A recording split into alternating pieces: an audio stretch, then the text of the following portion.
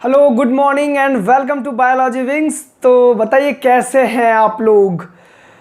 जल्दी जल्दी से लाइव आ जाइए क्योंकि आज का क्लास आप सब के लिए बहुत ज़्यादा बेनिफिशियल होने जा रहा है, क्योंकि हम आज के क्लास में मैराथन करने वाले हैं। दैट मीन्स हम लोग पूरे चैप्टर 1 को कंप्लीट करेंगे एक शॉट में।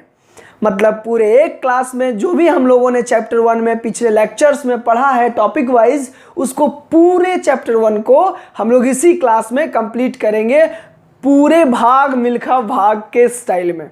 ठीक है, तो अगर आप लोग आ चुके हैं लाइव तो जल्दी जल्दी से लाइव आ जाइए, और नहीं जो लोग आए हैं उन लोगों से रिक्वेस्ट है कि प्लीज़ आप लोग भी वीडियो शेयर कीजिए और उन लोगों को बुला लीजिए।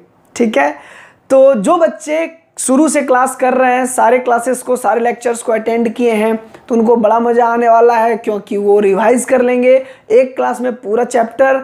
जो लोग बीच में आए या फिर नए हैं उनको भी कोई दिक्कत नहीं होगा, क्योंकि हम वो सारे चीज़ को यहाँ डिस्कस करेंगे जो हमने पूरे सभी क्लास में किया है। उसमें यहाँ पर भले हम डिटेल्ड में लिखेंगे नहीं, शॉर्ट में लिखेंगे, लेकिन आपको पूरा समझाएंगे।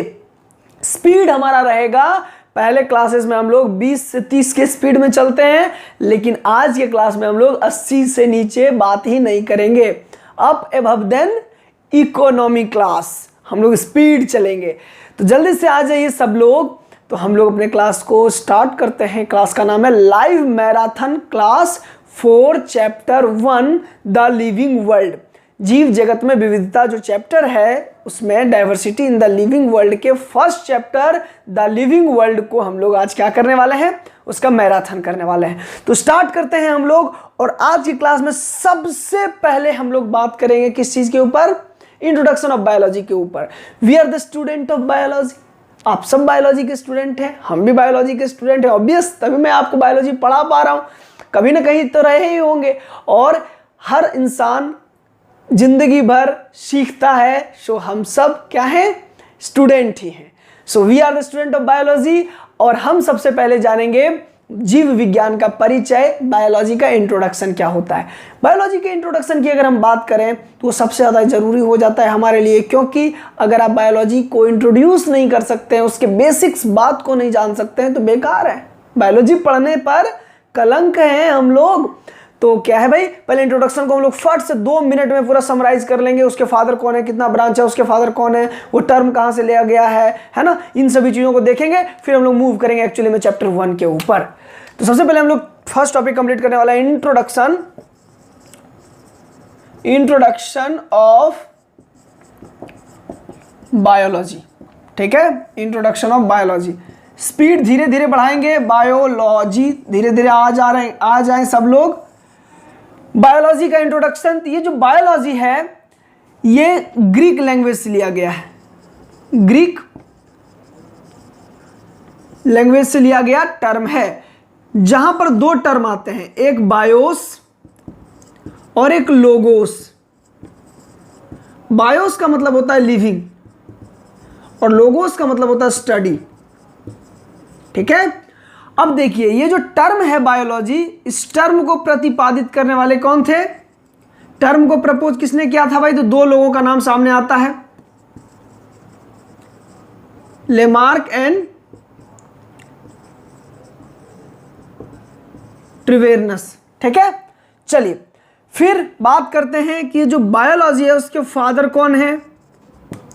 फादर कौन है, तो Aristotle. Aristotle is the father of biology. अरस्तु कौन है, बायोलॉजी के फादर हैं। ठीक है, बायोलॉजी के फादर हैं। अब बात करते हैं कि बायोलॉजी के कितने ब्रांच हैं। तो बायोलॉजी को 2 ब्रांच में बांटा जाता है, एक जूलॉजी और एक बॉटेनी, है ना, जंतु विज्ञान और वनस्पति विज्ञान। जंतु विज्ञान में हम लोग एनिमल के बारे में पढ़ते हैं, एनिमल के बारे में स्टडी करते हैं, और इसमें हम लोग प्लांट्स का स्टडी करते हैं। इसके फादर कौन है भाई, फादर कौन है इसके, वही जो बायोलॉजी के फादर हैं, एरिस्टोटल ही, अरस्तु ही। और यहां इसके फादर कौन है, थियोफ्रिस्टस। थियोफ्रिस्टस इसके फादर होते हैं। अब हम लोग बायोलॉजी को डिफाइन करना सीखते हैं। बायोलॉजी क्या है? That branch of science in which we study about living. ठीक है, या फिर इसको ऐसे डिफाइन कर सकते हैं, study of living is called biology. ये हो गया आपका कंप्लीट इंट्रोडक्टरी क्लास। किस चीज का भाई? बायोलॉजी का। तो यहां पर इंट्रोडक्शन कंप्लीट हो गया हमारा। अब हम लोग चलते हैं एक्चुअल चैप्टर 1 के ऊपर। तो आप स्क्रीनशॉट ले लिए होंगे, और नहीं लिए तो बाद में आप वीडियो पीछे करके ले लेंगे स्क्रीनशॉट, और यहां से आप इस चार्ट को, जो अभी मैंने जो कुछ भी यहां बताया है, आप इंट्रोडक्शन में इतना अगर जानते हैं तो आप बहुत अच्छे स्टूडेंट में जाने जाएंगे। ठीक है, चलिए बढ़ते हैं आगे, अपने स्पीड को थोड़ा सा इंक्रीज करते हुए, है ना, थोड़ा सा ग्राफ अपना ऊपर उठाते हैं। और सबसे पहले हम लोग देखेंगे chapter 1, that means the living world, जीव जगत। ठीक है, जीव जगत, द लिविंग वर्ल्ड की अगर हम बात करें, है ना, द लिविंग वर्ल्ड की अगर हम बात करें, जीव जगत की अगर हम बात करें, तो ये जीव जगत जो है चैप्टर 1 जो है हमारा, इसमें हम लोग लिविंग के का स्टडी करते हैं। ठीक है, तो इस एनसीईआरटी के अंदर जो फर्स्ट टॉपिक है हमारा, फर्स्ट टॉपिक का नाम क्या है भाई? What is living. What is living. अगर हम स्टडी कर रहे हैं बायोलॉजी का, मतलब लिविंग का स्टडी कर रहे हैं, तो लिविंग क्या है ये जानना ज्यादा जरूरी है ना? बिल्कुल जरूरी है। तो लिविंग क्या है सर? तो लिविंग को डिफाइन करने के लिए हम लोग उसके फीचर्स का सहारा लेते हैं। ठीक है, तो क्या है भाई? Features of living. तो हम लोगों ने 5 फीचर ऑफ लिविंग पर बात करा है। First growth, second reproduction, third metabolism, fourth cellular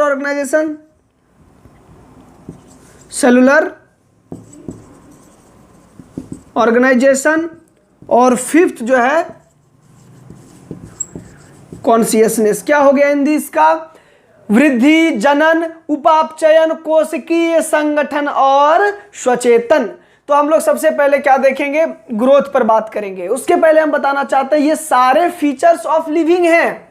ये पांचों क्या है? फीचर्स ऑफ लिविंग है। लेकिन शुरुआत के जो 2 हैं, ग्रोथ और रिप्रोडक्शन, इसको हम लोग बोलते हैं नॉट डिफाइनिंग फीचर।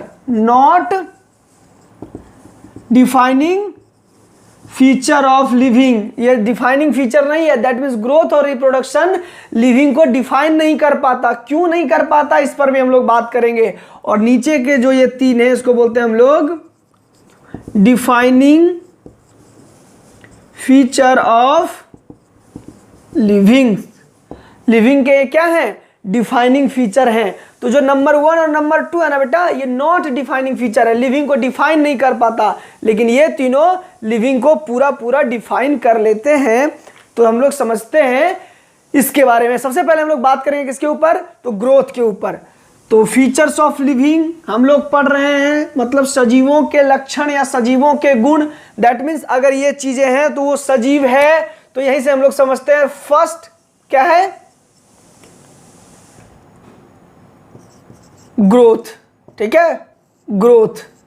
अब ये जो ग्रोथ है, उसमें हम लोग बात करते हैं कि इस ग्रोथ मतलब वृद्धि। वृद्धि को क्या बोलते हैं हम लोग? इंक्रीज इन मास या फिर साइज। ठीक है, मास या फिर साइज का इंक्रीमेंट। किसका भाई? Of any individual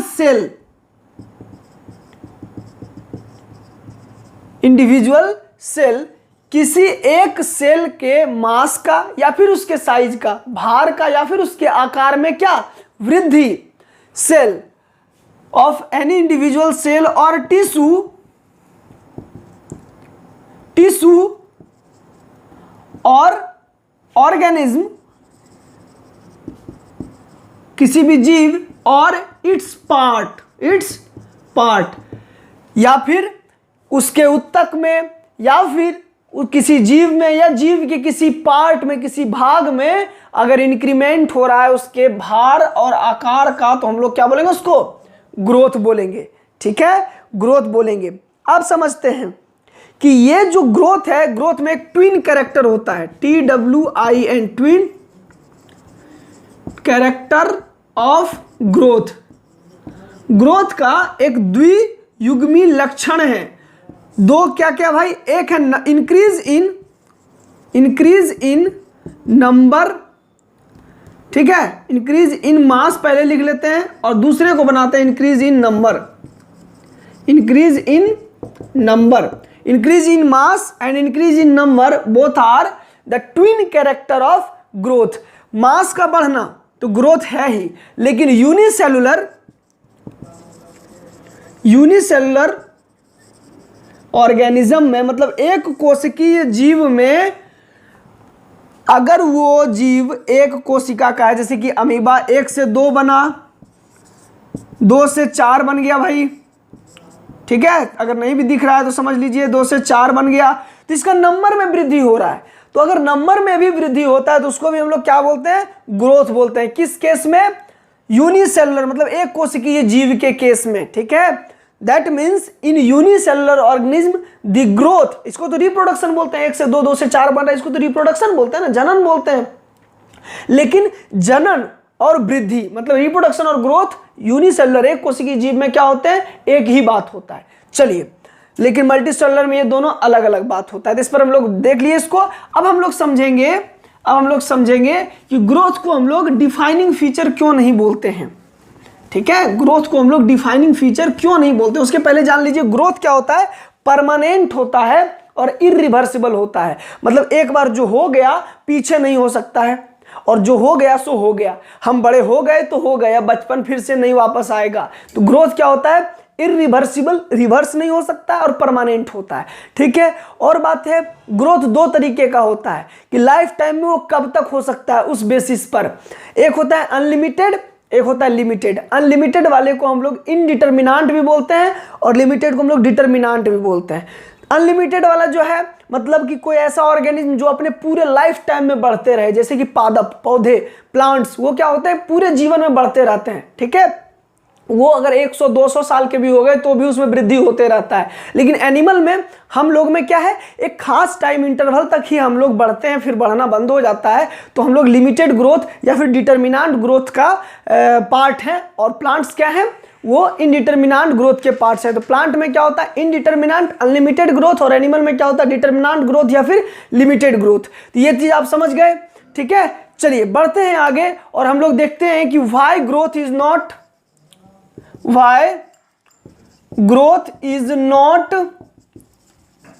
defining feature of living. Why growth is not defining feature of living. Growth को हम लोग डिफाइनिंग फीचर क्यों नहीं बोलते हैं? ये फीचर ऑफ लिविंग है लेकिन नॉट डिफाइनिंग फीचर है। ये वृद्धि किसी भी सजीव को पूर्ण रूप से परिभाषित नहीं कर पाता है। कैसे भाई? देखिए, उस हिसाब से ग्रोथ जो है 2 तरीके का होता है। एक डिटर्मिनांट, एक आपका इंट्रिंसिक और दूसरा एक्सट्रिंसिक। इंट्रिंसिक मतलब अंदरूनी वृद्धि, और ये क्या हो गया? बाहरी वृद्धि। तो ग्रोथ 2 तरीके का होता है। अंदरूनी वृद्धि जो है वो तो लिविंग का कैरेक्टर है, लिविंग का कैरेक्टर है अंदरूनी वृद्धि।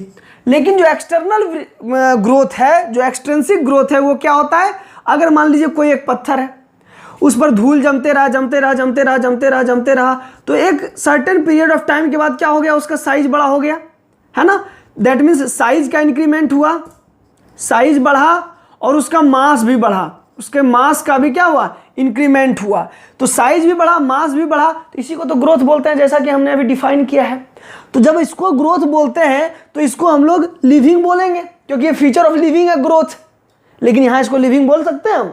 नहीं बोल सकते। That means accumulation of substances is the extensive growth, this is external growth, this is surface growth, और उस ग्रोथ को हम लोग लिविंग का कैरेक्टर नहीं मानते हैं। This is it is shown by non living only, क्योंकि ये सिर्फ नॉन लिविंग शो करता है एक्सटेंसिव ग्रोथ, इसलिए ये क्या है, एक्सेप्शन हो गया। और इस एक्सेप्शन के कारण हम लोग ग्रोथ को डिफाइनिंग फीचर नहीं बोल पाते हैं, because this extensive growth the growth is not defining feature of living. समझ में आ गई बात। चलिए बढ़ते हैं आगे हम लोग और देखेंगे दूसरा रिप्रोडक्शन। एक फीचर खत्म हो गया, दूसरा हम लोग क्या देखेंगे भाई, reproduction.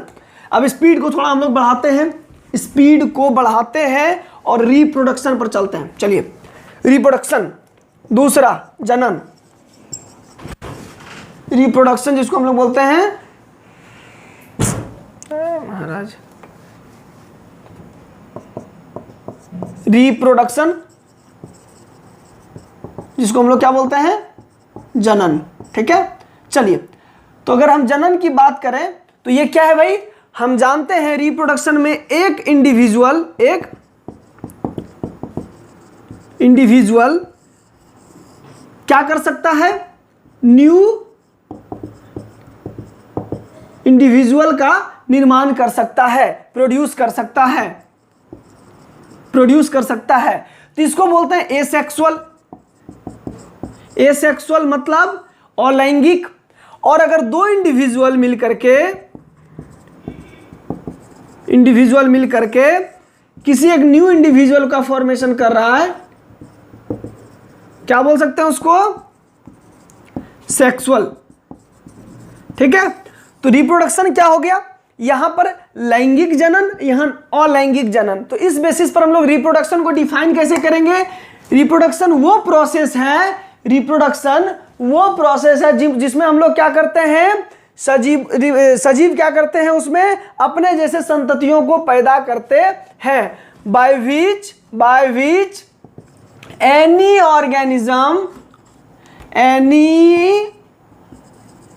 organism can produce of its own kind, अपने जैसे संतति को क्या करते हैं, पैदा करते हैं। उस प्रोसेस को क्या बोलते हैं, रिप्रोडक्शन बोलते हैं। ठीक है, तो ये क्या है, सिर्फ लिविंग में होता है क्या, बिल्कुल रिप्रोडक्शन फीचर है लिविंग का, लेकिन इसमें कुछ एक्सेप्शन है।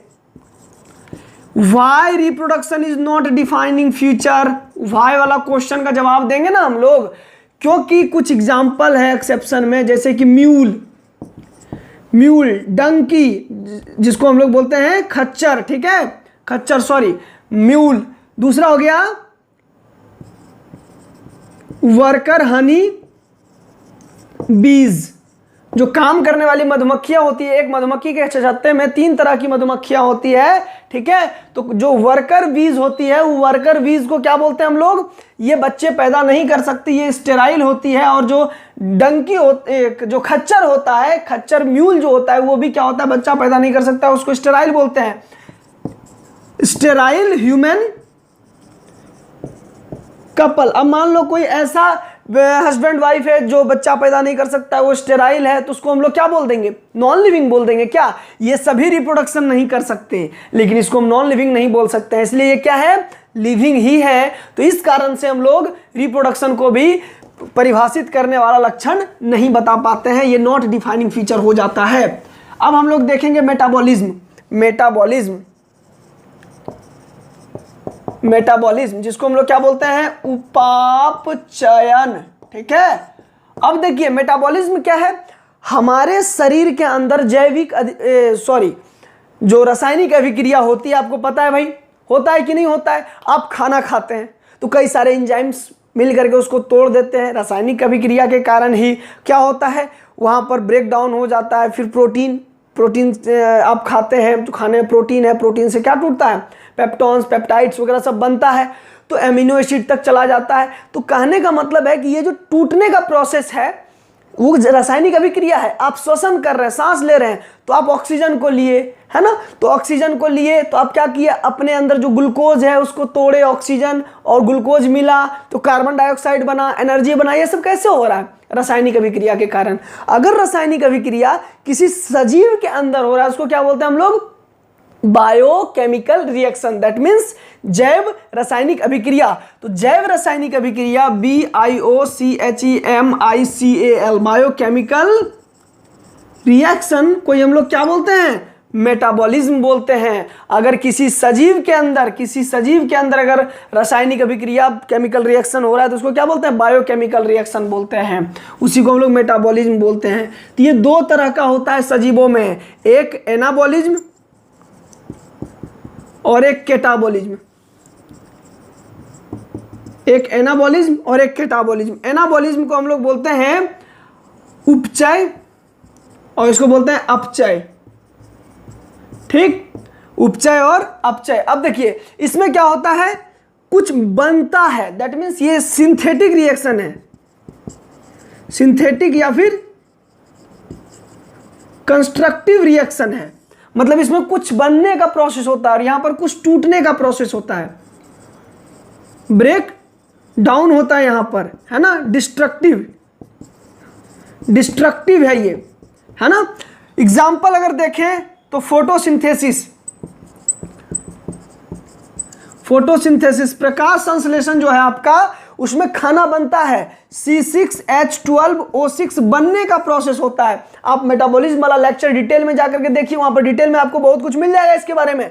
और ब्रेकडाउन जो होता है जैसे कि रिस्पायरेशन, श्वसन में क्या होता है, यही ग्लूकोज टूट जाता है किसमें? CO2 और एनर्जी में। तो ये क्या हो रहा है, ये बायोकेमिकल रिएक्शन हो रहा है कि नहीं हमारे शरीर में, जिसमें कुछ बनता है उसको एनाबॉलिज्म, जिसमें कुछ टूटता है उसको कैटाबॉलिज्म। तीसरी को हम लोग बोलते हैं दोनों मिला करके metabolism. That means metabolism equal to anabolism plus catabolism, anabolism plus catabolism is equal to metabolism. चलिए यही होता है सभी सजीवों के अंदर। बढ़ेंगे हम लोग नेक्स्ट सेलुलर ऑर्गेनाइजेशन के ऊपर। हम लोग क्या पढ़ रहे हैं भाई? फीचर्स ऑफ लिविंग पढ़ रहे हैं, सजीवों के लक्षण पढ़ रहे हैं, जिसमें कि जो चौथा है, और ये क्या है? डिफाइनिंग फीचर है। मेटाबॉलिज्म क्या है? 100% डिफाइनिंग फीचर है, सिर्फ ग्रोथ और रिप्रोडक्शन डिफाइनिंग फीचर नहीं है। चौथा नंबर क्या है? सेलुलर ऑर्गेनाइजेशन, कोशिकीय संगठन। क्या है भाई? आप जानते हैं all living are made up of cell. सभी क्या है? कोशिका के बने हुए। अच्छा इसमें सेल है तो इसका मतलब क्या है? ये कोशिका का बना हुआ है। कोशिका का बना हुआ है मतलब ये क्या होगा? लिविंग होगा, क्योंकि ये डिफाइनिंग फीचर ऑफ लिविंग है। अगर किसी भी ऑब्जेक्ट में कोई भी चीज है, अगर मान लीजिए मार्कर है और इसमें सेल है, तो हम आंख बंद करके बोल देंगे कि ये लिविंग है। सुप्रीम कोर्ट जहां जिसको बोलना है बोल दो, हम बोलेंगे इसको लिविंग। क्यों भाई? क्योंकि it is the defining feature of living. Cell से अगर कोई बना हुआ है तो वो लिविंग ही होगा। किसी के अंदर मेटाबॉलिज्म हो रहा है तो वो 100% लिविंग ही होगा, क्योंकि वो मेटाबॉलिज्म और सेलुलर ऑर्गेनाइजेशन वगैरह क्या है? डिफाइनिंग फीचर ऑफ लिविंग है। तो सेलुलर ऑर्गेनाइजेशन का बात ये आ गया। दूसरा आप जानते हैं कि सेल से क्या बनता है? टिश्यू बनता है। टिश्यू से क्या बनता है? ऑर्गन। ऑर्गन से क्या बनता है? Organ system. ऑर्गन सिस्टम, और ऑर्गन सिस्टम से क्या बनता है? ऑर्गेनिज्म का निर्माण होता है। दैट मीन्स कोशिका से उत्तक, उत्तक से अंग, अंग से अंग तंत्र, और अंग तंत्र से सजीव, जीव का निर्माण होता है। तो ये क्या है? बेस में कौन है? यूनिट कौन है? सेल। दैट मीन्स सारे सजीव, अगर टिश्यू लेवल भी है, ऑर्गन भी है, ऑर्गन सिस्टम भी, ऑर्गेनिज्म भी बन गया, लेकिन फिर भी बना हुआ किस चीज से भाई? सेल से ही बना हुआ है। तो ये क्या हो जाता है? डिफाइनिंग फीचर हो जाता है किसी भी लिविंग के अंदर। नेक्स्ट हम लोग बात करेंगे कॉन्शियसनेस के ऊपर। कॉन्शियसनेस के ऊपर जो कि लास्ट फीचर है लेकिन सबसे इंपॉर्टेंट फीचर है। क्या है? कॉन्शियसनेस, जिसको हम लोग बोलते हैं स्वचेतन। हमने आपको बुलाया, ए जी इधर आओ, तो तुम सुनोगे हाँ जी बोलिए। तो ये किसके पास है? ये फीचर किसके पास है? सिर्फ सजीवों में है और कहीं नहीं है। अगर हम लाठी लेकर के दौड़ेंगे कुत्ते के पीछे तो कुत्ता भागेगा डंडे के डर से। दैट मीन्स वो डंडा जो है उसके लिए क्या है? एक उसका एक्सटर्नल इन्वायरमेंट है जो क्या कर रहा है, वो सेंस कर रहा है उसको, और उसके प्रति क्या रिस्पॉन्स दे रहा है, वो भाग रहा है डर से। कुर्सी को कभी हम लाठी दिखाएंगे, भागेगा? नहीं भागेगा। दैट मीन्स सभी सजीव क्या करते हैं, अपने अंदर कॉन्शियसनेस शो करते हैं, स्वचेतन शो करते हैं। अब सर प्लांट को लाठी दिखाएं या फिर उसको आवाज दें, सुनेगा थोड़े ना वो, तो बिल्कुल उसके अंदर कुछ कोई और तरीका है, उससे होता है। हम लोग बात करते हैं, ठीक है। ये कॉन्शियसनेस क्या है, मान लो कोई लिविंग है, तो लिविंग अपने आसपास के इन्वायरमेंट को डिटेल में जिनको चाहिए वो लेक्चर पर विजिट करेंगे, है ना। लिविंग को क्या करता है, वो सेंस करता है अपने सेंस ऑर्गन के हेल्प से, और फिर उसके प्रति वो क्या करता है, रिस्पॉन्ड करता है। हमने बुलाया, अजी सुनते हैं, हाँ जी बोलिए ना। तो ये जो चीज हो रहा है, मतलब हमारी जो आवाज थी वो क्या है, एक्सटर्नल इन्वायरमेंट है किसी लिविंग के लिए, और उस आवाज, उस साउंड को सेंस किया गया अपने सेंस ऑर्गन के हेल्प से, ठीक, और फिर आवाज दिया गया वापस, वो रिस्पॉन्स था। ये कौन कर सकता है, सिर्फ लिविंग कर सकता है। तो ये यूनिसेलुलर से लेकर के मल्टी सेलुलर, यूकैरियोटिक से लेकर के प्रोकैरियोटिक, दैट मींस अर्ध विकसित कोशिका से पूर्ण विकसित कोशिका तक जितने भी सजीव हैं, प्रोकैरियोटिक टू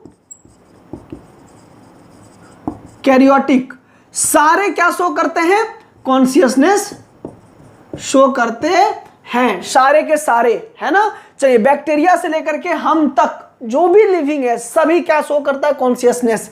तो प्लांट में कैसे कॉन्शियसनेस शो होता है,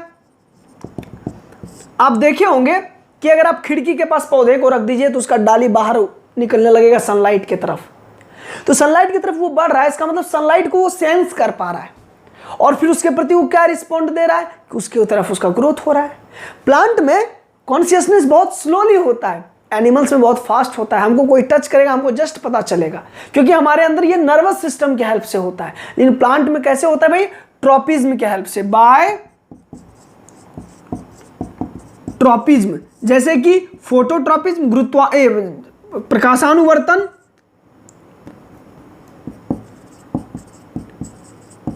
ट्रॉपिज्म बोलते हैं जब कोई पादप बढ़ने लगे लाइट की ओर। अगर हाइड्रोट्रॉपिज्म एग्जाम्पल में हो गया आपका कुछ, जियोट्रॉपिज्म मतलब अगर पानी की तरफ बढ़ रहा है या फिर बढ़ रहा है वो गुरुत्वाकर्षण की तरफ, तो उसको क्या बोलते हैं। तो ये क्या है, कॉन्शियसनेस है, किसके अंदर, प्लांट के अंदर। इस तरह से शो करता है। एनिमल कैसे शो करता है, एनिमल शो करता है बाय नर्वस सिस्टम, नर्वस, अपने तंत्रिका तंत्र और अपने जो ज्ञान इंद्रियां हैं, सेंस ऑर्गन्स हैं, उसके हेल्प से करता है भाई, ठीक है। और अगर यूनिसेलुलर ऑर्गेनिज्म में बात करते हैं, तो जैसे कि कोई अमीबा है, यहां उसको खाना दिखा तो वो अपना जो कूट पाद है उधर बढ़ाने लगता है, सूडोपोडिया, और एक समय ऐसा आता है कि वो पूरे उस चीज को क्या करता है, अपने अंदर समाहित कर लेता है। तो जो अपना कूट पाद सूडोपोडिया उधर बढ़ा रहा है फेगोसाइटोसिस करने के लिए, क्या है वो, उसका इन्वायरमेंट है, फूड, एक्सटर्नल इन्वायरमेंट है, और उसके प्रति वो अपना रिस्पॉन्स शो कर रहा है। दैट इज कॉन्शियसनेस, सारे लिविंग में होता है, जिसको हम लोग बोलते हैं most defining feature of living. ये हो गया कंप्लीट आपका फीचर ऑफ लिविंग वाला टॉपिक पूरा। अब हम लोग क्या बात करेंगे भाई, अब हम लोग बात करेंगे एक्चुअली में जो चैप्टर है diversity in the living world किसे बोलते हैं, इसमें सेकेंड टॉपिक के ऊपर, मतलब व्हाट इज लिविंग वाला टॉपिक खत्म हो गया। आप एनसीईआरटी पलट के देखेंगे तो अब हम लोग पढ़ेंगे diversity in the living world. इसमें हम लोग टेक्सोनॉमी पढ़ेंगे, टेक्सोनॉमिकल कैटेगरीज पढ़ेंगे, बाइनोमियल नोमेनक्लेचर पढ़ेंगे और टेक्सोनॉमिकल एड्स पढ़ेंगे।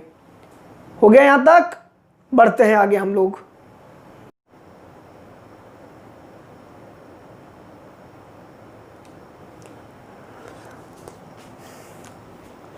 तो देखे जादू से किस तरह मिटा दिया हम इसको, जादू से मिट गया, है ना। तो हम लोग बढ़ते हैं आगे, क्योंकि आज मैराथन क्लास है, कुछ भी हो सकता है, जादू ही होगा आज सिर्फ। तो हम लोग सबसे पहले अब देखते हैं diversity in the living world.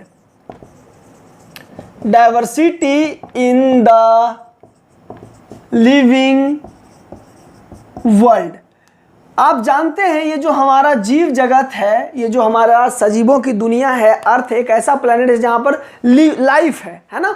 तो इस जीव जगत में डाइवर्सिटी है, मतलब विविधता है।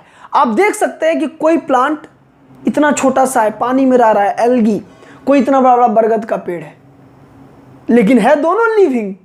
कोई मछली है, कोई एक अमीबा है, कोई पैरामीशियम है, तो कोई हमारे जैसा ह्यूमन है, कोई कुत्ता है, तो कोई पक्षी है, हवा में उड़ रहा है। सब के सब लिविंग है ना, लेकिन सब क्या है, बिल्कुल डिफरेंट है। तो इसमें क्या है, जीव जगत में, हमारी इस जीव जगत में, लिविंग्स में क्या है, डाइवर्सिटी है, विविधता है, वैरायटी है। तो अगर हम बात करते हैं कि इस पूरे पृथ्वी पर कितने लिविंग हैं, लिविंग की अगर बात करें तो कितना है, 1.7 to 1.8 million described species on earth, जिसके बारे में हम लोग जान रहे हैं अभी, जिसको डिस्क्राइब कर सकते हैं। बाकी कितना है नहीं पता। 1.7 to 1.8 मिलियन डिस्क्राइब्ड स्पेसीज है इस अर्थ पर, जिसमें कि 1.2 जो है वो एनिमल है और 0.5 के लगभग प्लांट डिस्क्राइब्ड है आज तक। ठीक है, चलिए, तो इतने लिविंग हैं और सब बिल्कुल डिफरेंट हैं। तो इसको पढ़ना सर मुश्किल है ना, क्योंकि हम लोग पढ़ रहे हैं बायोलॉजी, मतलब स्टडी ऑफ लिविंग। बायो मतलब लिविंग, तो हम लोग लिविंग का स्टडी कर रहे हैं। तो इतने लिविंग को पढ़ना मुश्किल है ना सर, हम नहीं पढ़ेंगे, हम जाते हैं। अजी रुको, हम है ना, इतने आसानी से नहीं जाने देंगे।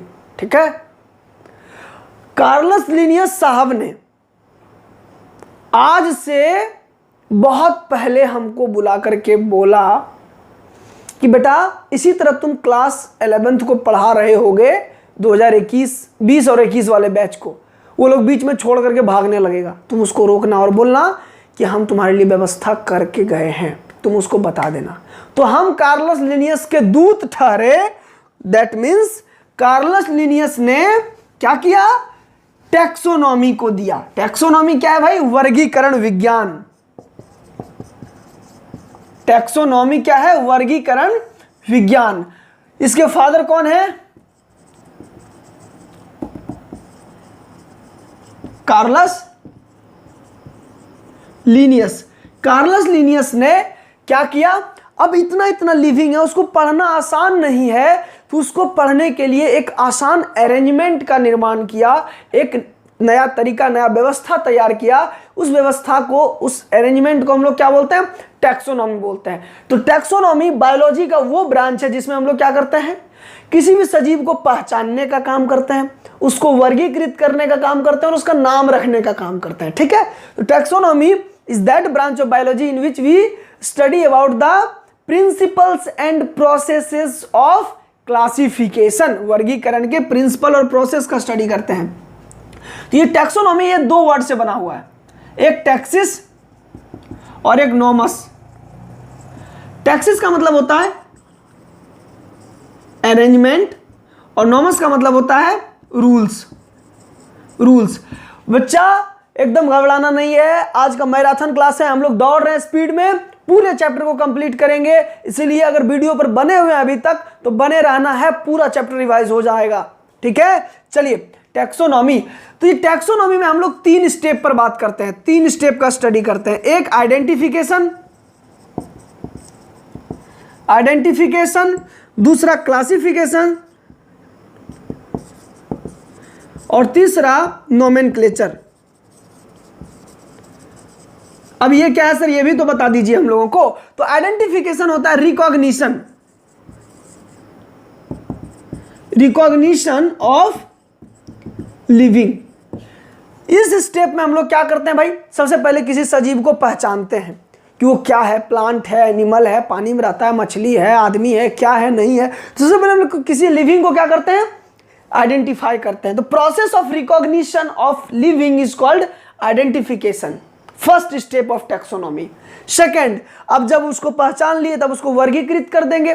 भाई तुम एक काम करो, तुम हो क्या, तुम हो प्लांट। क्यों भाई, क्योंकि हमने तुम्हारे अंदर देखा है कि तुम खुद से अपना खाना बना ले रहे हो, तुम्हारे पास फोटो सिंथेसिस करने का एबिलिटी है, तुम्हारे पास क्लोरोफिल प्रेजेंट है, तो तुम क्या हो, प्लांट हो। तो तुमको प्लांट वाले ग्रुप में रख देंगे। तो उसको क्या है, क्लासिफिकेशन, मतलब process of grouping, process of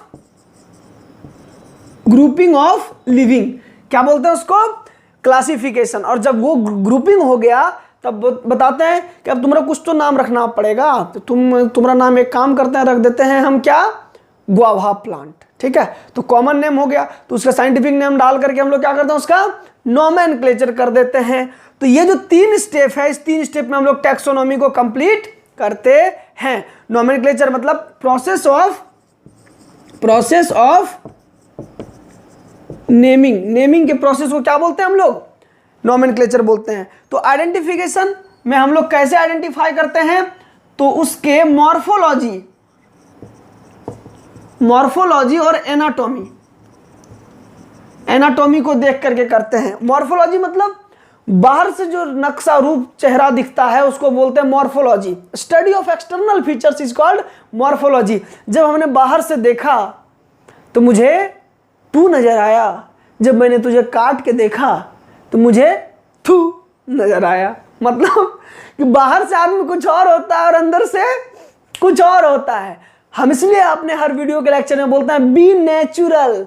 Y, आप जो हैं वही दिखें, अंदर से हैं घातक और बाहर से दिख रहे हैं अच्छे, वो जिंदगी अच्छा नहीं होता है। नेचुरल बनना है, प्राकृतिक बनने की कोशिश करें, जो है आप एक्चुअली में वही अपने आप को एक्सप्रेस करें, जीवन जीना आसान हो जाता है। इस पर डिस्कस करेंगे फिर कभी, ठीक है। तो क्या है, अगर हम बाहरी मॉर्फोलॉजी और उसके अंदर इंटरनल स्ट्रक्चर को देख करके किसी को आइडेंटिफाई कर रहे हैं तो उसको क्या बोलते हैं हम लोग, आइडेंटिफिकेशन बोलते हैं। फिर हम लोग ग्रुपिंग करते हैं और उसका नाम रखते हैं। अब हम लोग क्या करते हैं, ये तो हम लोग समझ गए, इसको हम लोग चैप्टर 2 में डिटेल में पढ़ेंगे। बायोलॉजिकल क्लासिफिकेशन में, बायोलॉजिकल क्लासिफिकेशन पूरा जो है वो इसी के ऊपर है ना, जैव वर्गीकरण जो है पूरा इसी पर है चैप्टर 2 हमारा। अभी हम लोग चैप्टर 1 पढ़ रहे हैं, ठीक है, और नोमेनक्लेचर अभी हम लोग जस्ट पढ़ेंगे। तो नाम रखने की जो प्रक्रिया है, जो पद्धति है, उसको हम लोग बोलते हैं बाइनोमियल नोमेनक्लेचर। क्या बोलते हैं, बाइनोमियल नोमेनक्लेचर। Binomial nomenclature. ये बाइनोमियल नोमेनक्लेचर के फादर कौन है, फादर कौन है भाई, वही कार्लस लिनियस, जिनके हम दूत हैं आज, जिनके दूत हम हैं आज आप लोग को पढ़ाने के लिए। ये कार्लस लिनियस ने ही फर्स्ट बार द्विनाम पद्धति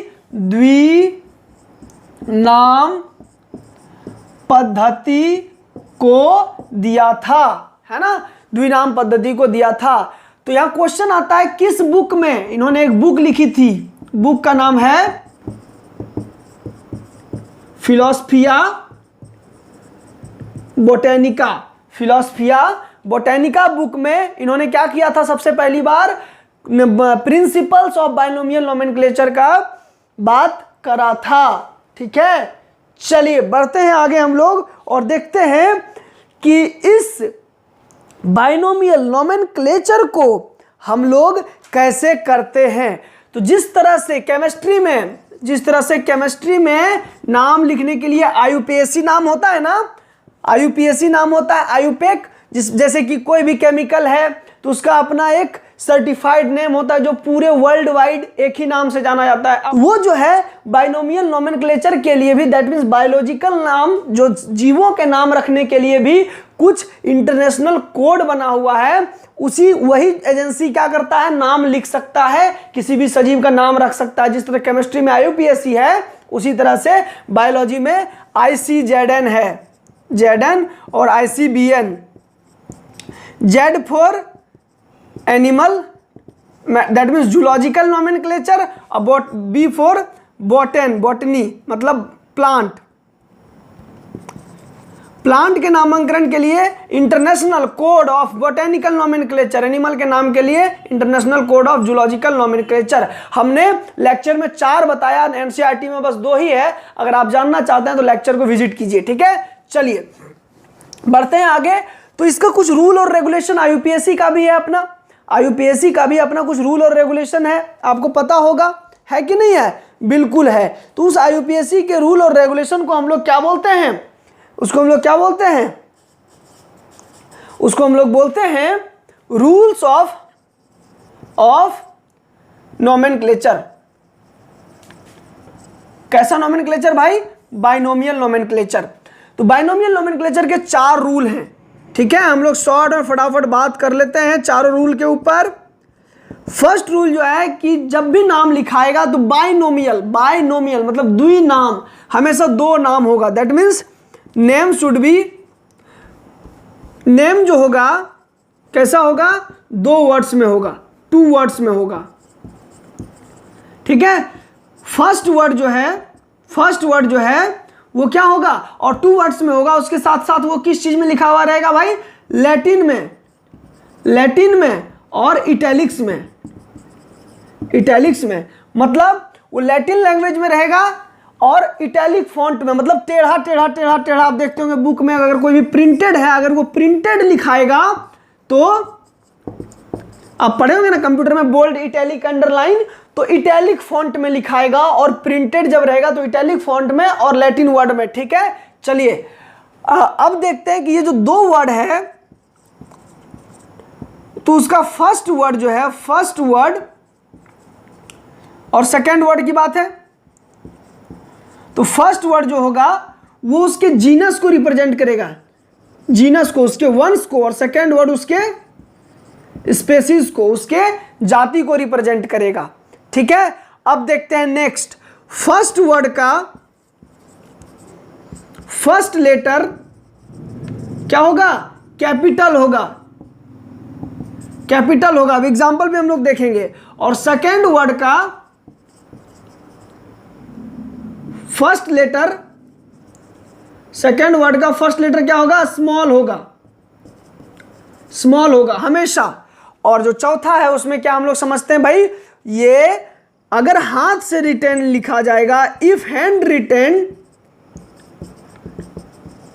क्योंकि हम लोग अगर प्रिंटेड लिखेंगे तब ना इटैलिक लिखेंगे, लेकिन हाथ से लिखेंगे तो कैसे? तो हाथ से लिखेंगे if hand written both word are separately underlined. दोनों को हम लोग अलग अलग अंडरलाइन करेंगे, सेपरेटली, एक साथ नहीं लिख सकते, ठीक है? और अलग अलग तो लिखेंगे ही और सेपरेटली अंडरलाइन भी करेंगे उसको, तभी वो सही माना जाएगा। जैसे कि एग्जाम्पल कुछ देखते हैं हम लोग, कुछ एग्जाम्पल, जैसे कि मान लीजिए कि आम है, मैंगो, तो कॉमन नेम हो गया उसका आम, मैंगो। तो इस मैंगो का साइंटिफिक नेम क्या है? मैंजीफेरा इंडिका, ठीक है? तो देख रहे हैं, ये उसका जीनस है, ये उसका स्पेसीज है। तो फर्स्ट वर्ड का फर्स्ट लेटर कैपिटल है, सेकंड वर्ड का फर्स्ट लेटर स्मॉल है, दोनों सेपरेटली अंडरलाइन किया हुआ है और 2 वर्ड में है, तो इसको हम लोग क्या बोलते हैं? सही है ये। अगर हम लोग अंडरलाइन नहीं करेंगे या फिर यहाँ कैपिटल लिख देंगे तो वो गलत हो जाएगा, है ना? तो उसी तरह से हम लोग देखते हैं केमिस्ट्री में भी रूल फॉलो करता है, कहां पर डैश देना है, कहां पे कोमा देना है, कहां पे स्पेस देना है, तो इस चीज को समझना है, ठीक है? चलिए, और कई सारे एग्जांपल्स हैं, तो आप देख सकते हैं जाकर के, हमने डिटेल में बात करा है लेक्चर में, तो यहां आपको समझाने के लिए रिवीजन करा से, मैराथन है, दौड़ना है, अभी और स्पीड से लेट कर देंगे तो पीछे हो जाएंगे हम लोग, भागते हैं आगे। अब हम लोग देखेंगे टैक्सोनॉमिकल कैटेगरीज। क्या बात करेंगे हम लोग? टैक्सोनॉमिकल कैटेगरीज के ऊपर बात करेंगे। तो तैयार हैं आप लोग टैक्सोनॉमिकल कैटेगरीज को पढ़ने के लिए? मैं थोड़ा पानी पी लेता हूं।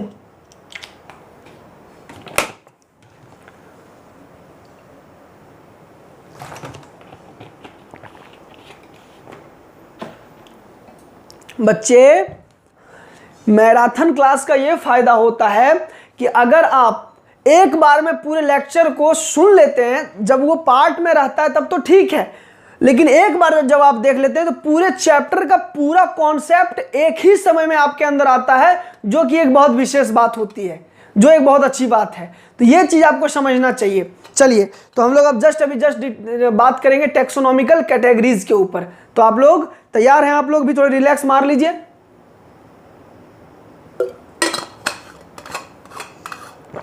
फिर भी ये मैराथन क्लास हमारा 1 से 1 घंटे का ही लगभग होगा, लेकिन आप देखेंगे यूट्यूब पर मैराथन क्लास 6-6, 7-7, 8-8 घंटे तक का चलता है।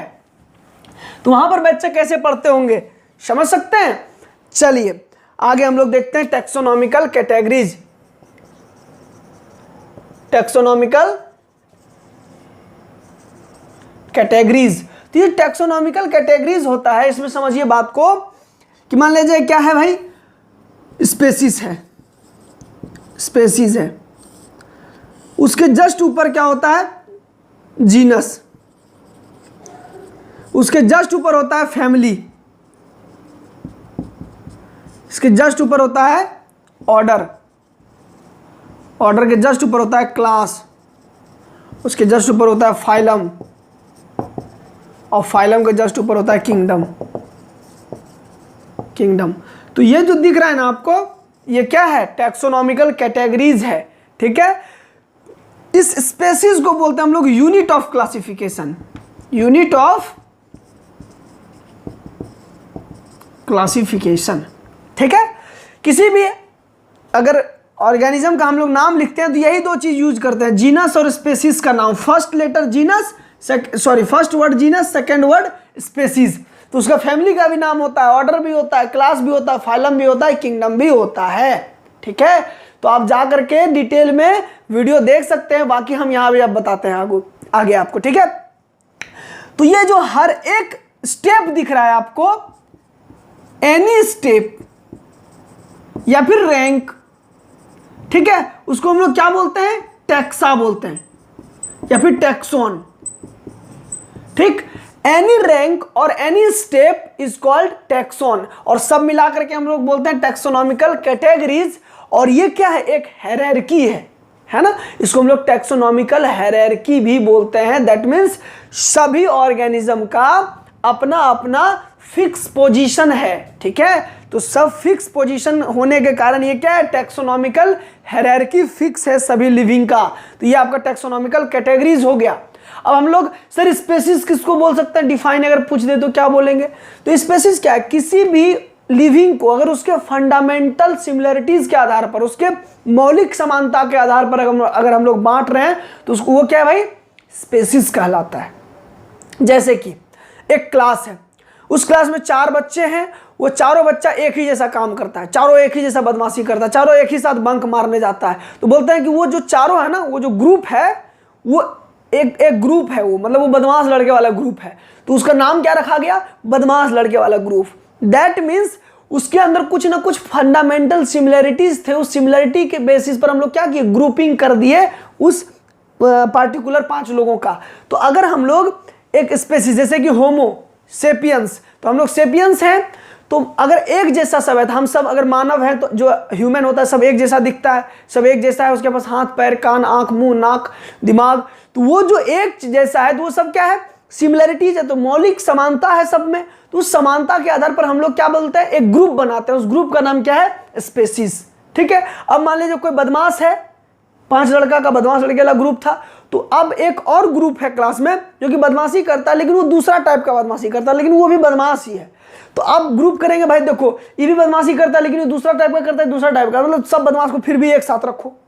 तो है दोनों अलग अलग स्पेसीज, लेकिन है बदमाश है ना, तो क्या बोलते हैं उसको हम उसको बोलते हैं जीनस। अब वो सेम जीनस हो गया, मतलब a group of related species is called genus. Family किसको बोलेंगे, a group of related family, genus is called family. A group of related family is called order. A group of related order is called class. A group of related class is called phylum. A group of related phylum is called kingdom. समझ रहे हैं बात को।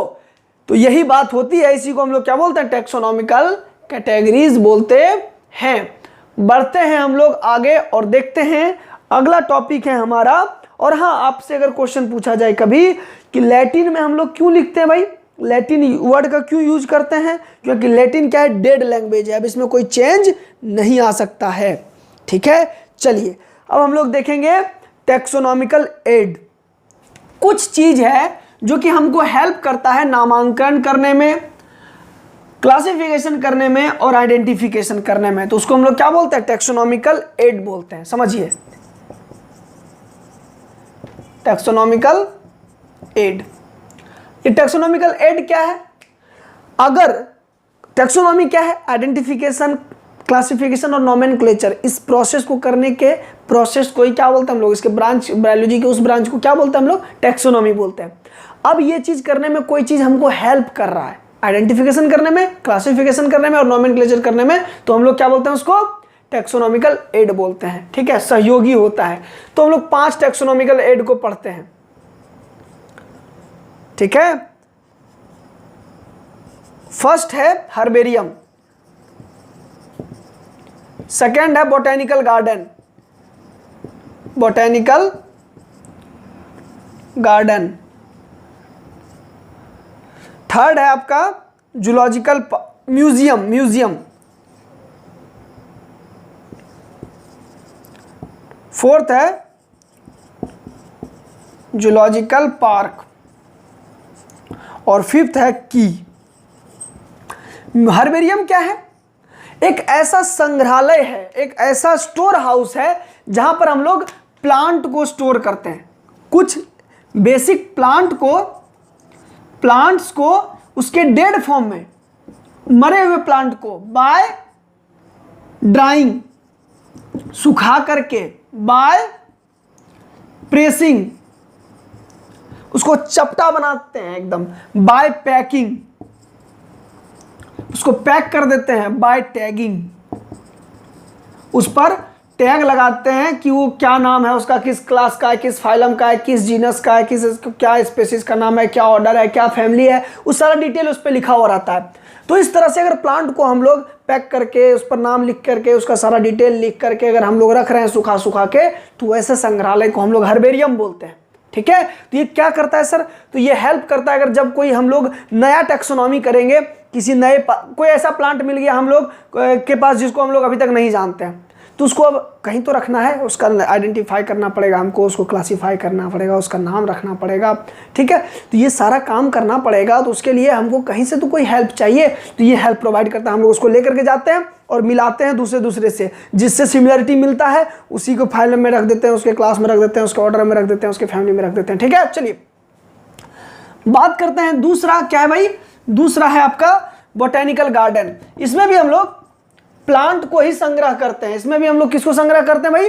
Plant को ही संग्रह करते हैं, लेकिन यहां जो प्लांट होता है वो लिविंग होता है, लिविंग फॉर्म में, है ना। एक गार्डन है, उसमें हम लोग सब पौधे को लगा करके रखते हैं। जैसे कि एक पौधा लगा हुआ है और उस पौधे के पीछे उस जगह पर एक बोर्ड लगाते हैं जिस पर उसका सारा डिटेल्स लिखा हुआ रहता है। और जब हमको कभी भी कोई आइडेंटिफिकेशन करना है तो लेकर जाते हैं उसको और वहां पर मिलाते हैं और अपना काम कर लेते हैं, टैक्सोनॉमी कर लेते हैं। तो बोटेनिकल गार्डन क्या है और हर्बेरियम में क्या अंतर है? यहाँ पर उसको सीट बना करके, चपका करके, सुखा करके रखते हैं, लेकिन यहाँ पर क्या लिविंग फॉर्म में रखते हैं, एकदम under human care, under human care. ठीक है, तो क्वेश्चन यहां से आता है कि वर्ल्ड का लार्जेस्ट बोटेनिकल गार्डन कौन सा है? तो KEW, जो कि कहाँ है? इंग्लैंड में है, आप जानते हैं। और इंडिया, एशिया का कहाँ है सबसे बड़ा? तो एशिया का है हमारे इंडिया में ही, हावड़ा में है, जिसका नाम है क्या? जिसका नाम है इंडियन बोटेनिकल गार्डन, और इसका नाम है क्यू, इसका दूसरा नाम है रॉयल बोटेनिकल गार्डन। ठीक है, आप लेक्चर पर जाकर के विजिट कर सकते हैं, हम आपको रिवाइज कर रहे हैं। तीसरा है म्यूजियम, मतलब अब ये बोटेनिकल गार्डन और ये जो हर्बेरियम है, ये दोनों किस चीज का संग्रह करता है भाई? ये दोनों संग्रह करता है हमारे प्लांट का। अब म्यूजियम है, म्यूजियम में हम लोग एनिमल को रखते हैं, लेकिन डेड फॉर्म में, प्रिजर्वेटिव में। मरे हुए एनिमल को रखेंगे तो वो तो सड़ जाएगा ना, तो उसको हम लोग प्रिजर्वेटिव में रखते हैं, फॉर्मेलिन में डाल करके। ये एजुकेशनल इंस्टीट्यूशंस वगैरह में पाया जाता है। वो ये वाला म्यूजियम नहीं है जहाँ पर पुराना पिस्तौल, पुराना कपड़ा, पुराना बंदूक रखा हुआ है, एंटीक चीज हम लोग देखने जा रहे हैं, वो वाला म्यूजियम नहीं, ये लिविंग म्यूजियम है। ठीक है, सॉरी, ऐसा म्यूजियम जहाँ एनिमल को रखा जाता है। ठीक, तो उसको हम लोग प्रिजर्वेटिव में रखते हैं, डेड फॉर्म में। अगर कोई एनिमल को हम लोग क्लासीफाई करना है, आइडेंटिफाई करना है, तो वहां पर लेकर के जाकर के मिलाते हैं दूसरे एनिमल से और समानता देखते हैं। जूलॉजिकल पार्क ठीक उसी प्रकार, यहां पर भी हम लोग एनिमल को ही रखते हैं, लेकिन लिविंग फॉर्म में रखते हैं अंडर ह्यूमन केयर। आप कभी जू गए होंगे घूमने के लिए, चिड़ियाघर, तो उस चिड़ियाघर में जाकर देखते होंगे शेर है तो पिंजरे में है, सारा डिटेल उसका लिखा हो रहा था उस जगह बोर्ड पर। दैट मीन्स वो क्या है, एक जूलॉजिकल पार्क है। वहां पर क्या होता है, एजुकेशनल, आप देखते हो स्कूल से लेकर के जाता है जू को घुमाने के लिए। क्यों? क्योंकि वो एक एजुकेशनल पर्पस के लिए यूज होता है। वो आइडेंटिफिकेशन, क्लासिफिकेशन और नोमेनक्लेचर के लिए भी हम लोग जू का इस्तेमाल करते हैं, दैट इज जूलॉजिकल पार्क। अब की क्या है, एक कुंजी है। कुंजी मतलब इसमें हम लोग, ये दोनों क्या था, एनिमल के लिए था, ऊपर वाला दोनों क्या था, प्लांट्स के लिए था, लेकिन ये क्या है, एंड एनिमल दोनों के लिए, जिसमें हम लोग क्या करते हैं, on the basis of similarities and dissimilarities के आधार पर हम लोग क्या करते हैं, उसके समानता और असमानता के आधार पर आइडेंटिफिकेशन करते हैं।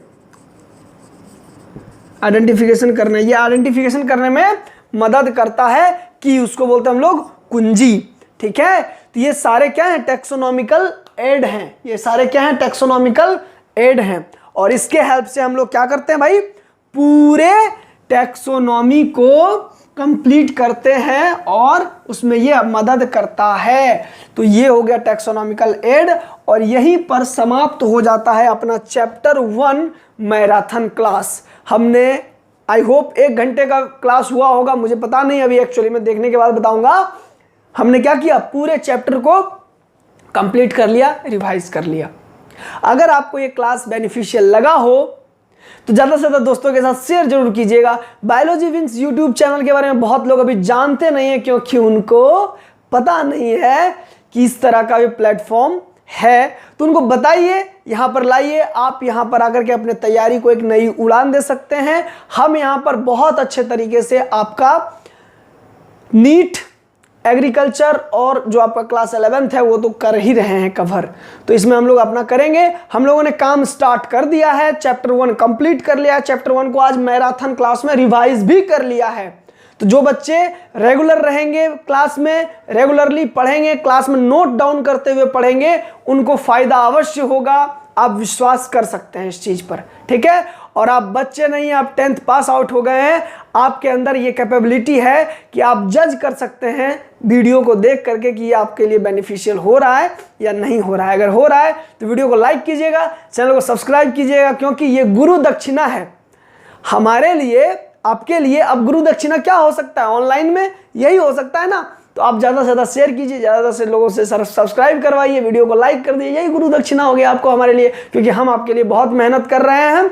आप भी थोड़ा सा तो मेहनत कर ही सकते हैं हमारे लिए। तो मिलते हैं अगले क्लास में, तब तक के लिए अपना ख्याल रखिए। माँ बाप का अगर ख्याल रख सकते हैं तो रखिए, अगर घर पे हैं तो ठीक है। जय हिंद, बी नेचुरल, बाय। अब हम लोग नेक्स्ट चैप्टर को स्टार्ट करेंगे, बायोलॉजिकल क्लासिफिकेशन। फर्दर जो कुछ भी होगा बात, हम नोटिस आपको डाल देंगे, आप नोटिस पर हमेशा ध्यान रखेंगे। बाय।